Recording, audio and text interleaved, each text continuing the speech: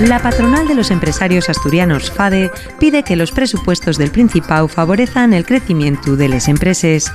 Amosaron la súa esmolición porque, con la fin de les polítiques expansives, disminuise la inversión y súbense los impuestos. Comisiones Obreres y UGT demandan que se analice la utilidad de los beneficios fiscales habilitados los últimos años. Hispalink prevé que la economía asturiana siga creciendo el próximo año más que la media del país. Según este grupo de expertos de la Universidad d'Ubieu, el Principau creció en 2023 un 2,1%. La so previsión inicial ya era del 1,5%. Además, prevé que en 2024 Asturias crezca al 2,2%.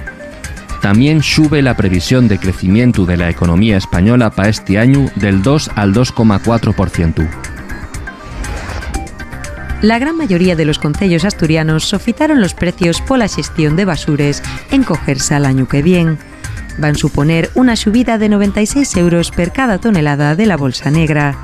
Los consistorios del PP y Foru votaron en contra en la Xunta del Consorcio que aprobó los presupuestos para el año que viene.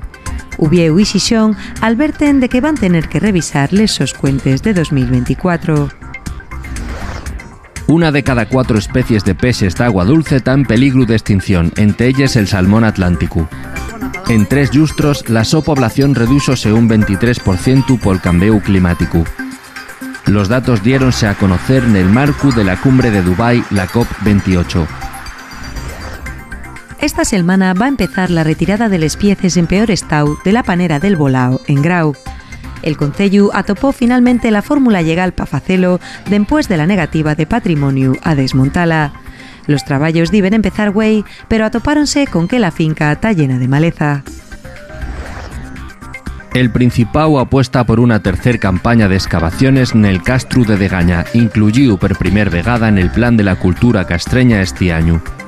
Les investigaciones amuesen resultados bien interesantes sobre la ocupación de la zona en distintos momentos históricos.